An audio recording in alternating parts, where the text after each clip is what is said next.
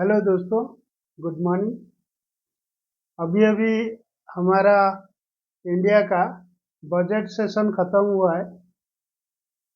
हमारे finance minister निमी aunty अभी अपना बजट पार्लियामेंट में पेश किए हैं।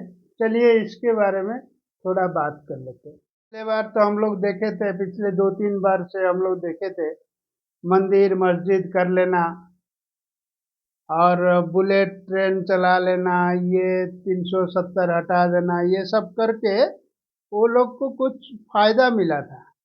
किसको? बीजेपी गवर्नमेंट को। कुल मिला के अच्छा था। लेकिन ये बार जब वो लोग ने सोचे थे कि चलो अ, बहुत कुछ मिल जाए, 400 पार हो जाएगा, ये हुआ नहीं। तो उनको दो बैसाखी मिला, आंध्रा और बिहार। तो बजट में भी हम लोग कुल मिला के यही देखे कि हाँ, ये जब मिनिस्ट्री का बात चल रहा था, मिनिस्ट्री में भी हम लोग देखे कि आंध्रा और बिहार के जो दावेदार थे वो ज़्यादा कुछ कोशिश किए मिनिस्ट्री के लिए। तभी समझ में आ गया था कि बजट में ही उसका खेल होगा। तो इसलिए आप देखे होंगे निम्मी आंटी ये बार पूर्वांचल पूर्वांचल पूर्वांचल करते रहे पूरा बजट में। तो उनका ज़्यादातर जो फोकस रहा वो रहा आंध्रा, उड़ीसा, बिहार, वेस्ट बंगाल, ये सब को लेके। वो देखे कि अभी वो वेस्टर्न के तरफ जो बुलेट ट्रेन चला रहे थे उससे उनको फायदा मिलने वाला नहीं। अभी वो आगे पूर्वांचल की तरफ। ये भी पता था कि ये फार्मर का नाम जरूर लेंगे ये बार। अब ये कील ठोक के कुछ फायदा नहीं है। पहले जो हरियाणा बॉर्डर में कील ठोके थे, वो कील अभी उनके ऊपर अभी वापस आ गया। उनको अभी वो कील चुग रहा है, जिसके वजह से वो फार्मर का बात से ही अपना बजट चालू किया। अभी कुल मिला के देखिए, इसमें 2 रुपया बढ़ा दिया, उसमें 4 रुपया एमएसपी में बढ़ा दिया, इससे कुछ नहीं। कुल मिला के फार्मिंग के ऊपर देखो, जो ये है कि एक्सपोर्ट में फायदा मिलेगा। अगर फार्मिंग का एक्सपोर्ट कोई करेगा तो फायदा मिलेगा। लेकिन यहाँ बात आती है कि इंडिया से फार्मिंग एक्सपोर्ट मतलब सब कुछ तो होता है, लेकिन आप अगर सोचोगे धनिया का पत्ता से एक्सपोर्ट करोगे या करी पत्ता एक्सपोर्ट करोगे, ये छोटे लेवल तक होता है। लेकिन बड़े प्लेयर क्या है? बड़े प्लेयर है जैसे आपका एचएमए एग्रो, वो बीफ एक्सपोर्ट करता है। तो वो लोगों को अभी, वो लोग जो डूबे हुए थे, अभी उन लोगों को फायदा होगा। खैर, ये सिर्फ एक्सपोर्ट की या बजट का कोई भी चीज में जब पैसा लगता है या वो लोग बोलते हैं कि इसमें पैसा आएगा या पैसा खर्चा होगा, उसमें 2-3 सेक्टर को फायदा होता है। एक तो जो मैन्युफैक्चरर, बड़े बड़े बिजनेसमैन, टाइकून्स, उनको फायदा होता है। और जो कॉन्ट्रैक्टर लोग हैं उनको फायदा होता है। अभी देखो सारे कॉन्ट्रैक्टर अभी निकल जाएंगे किस तरफ? आंध्रा, उड़ीसा या बिहार। ये 3 जगह में आपका बड़ा बड़ा बिल्डिंग बनेगा, ब्रिज बनेगा, एयरपोर्ट बनेगा। जो जो रुका हुआ है वो काम भी आगे बढ़ेगा। तो वो सब काम लेगा कौन? वो काम लेगा अदानी एंटरप्राइजेस या एल&टी।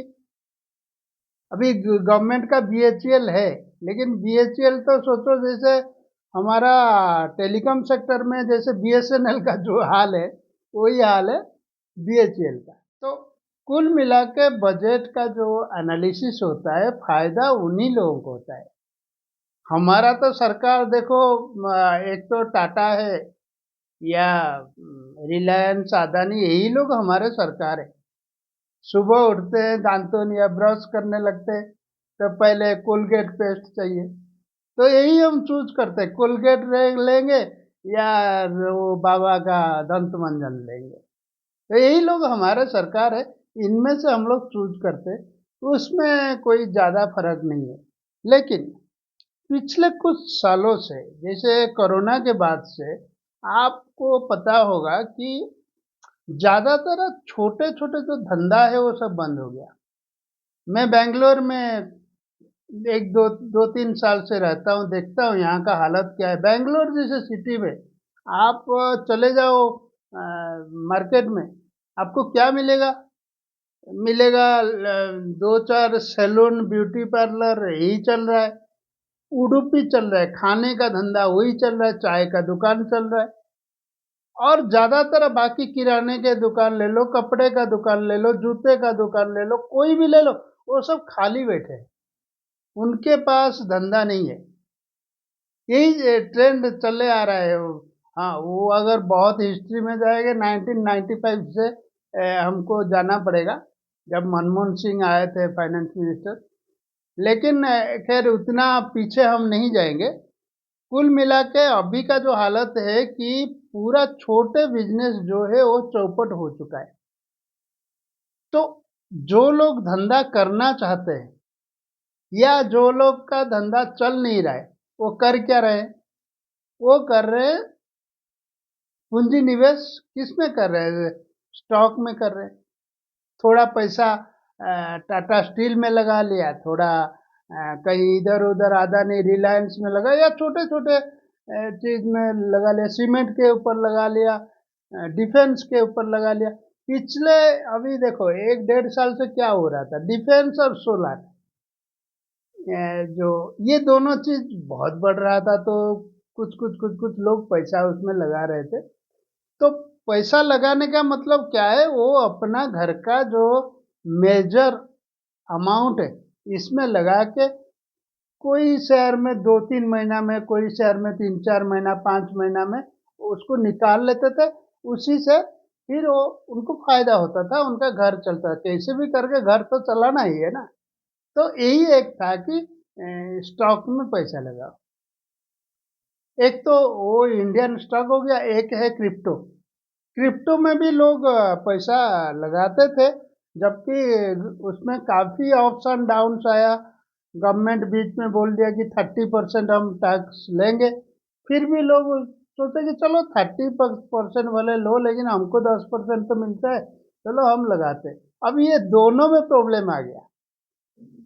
देखो पिछले 3-4 दिन से आपको मालूम होगा कि इंडिया का जो सबसे बड़ा एक्सचेंज है क्रिप्टो का, वाजिरेक्स, वाजिरेक्स बंद पड़ा हुआ है।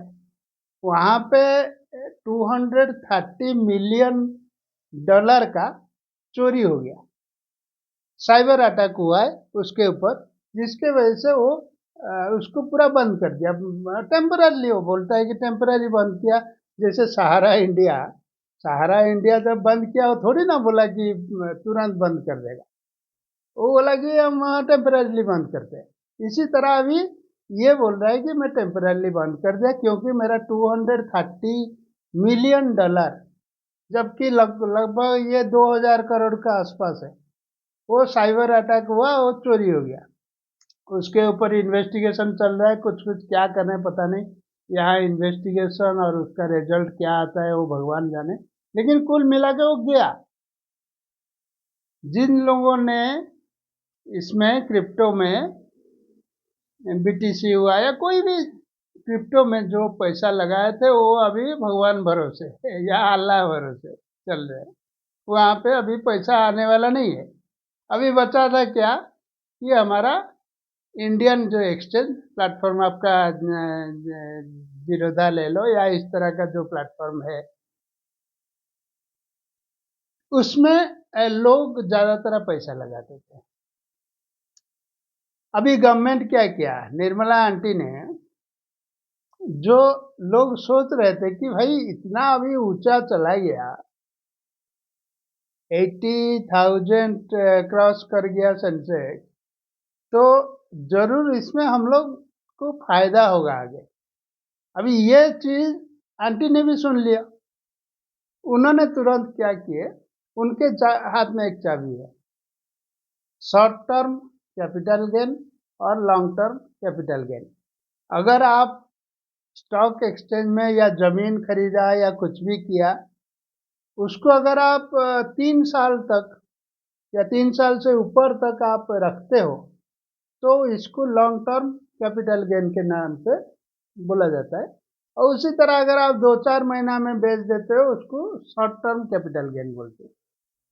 अब उसमें क्या हुआ, हमारे फाइनेंस मिनिस्टर अभी अनाउंस कर दिए कि दोनों का टैक्स रेट हम बढ़ा दिए। मतलब जो लॉन्ग टर्म था वो 10 से 12.5% हो गया, और जो शॉर्ट टर्म था वो 15 से 20% हो गया। कैटेगरिकली उन लोगों का जो पूरा प्लान अभी है, चंद्रबाबू नायडू और नीतीश कुमार जी का, अभी ये है कि ये जो 400 पार वाला नारे वाला सरकार है इसको चूसा जाए। देखते हैं कहाँ तक चूसते हैं और कहाँ तक सक्सेस मिलता है उनको। कुल मिला के आप सभी लोगों को बजट का अभिनंदन। मजा लो भाई, अपना जिंदगी आगे बढ़ाओ। Thank you.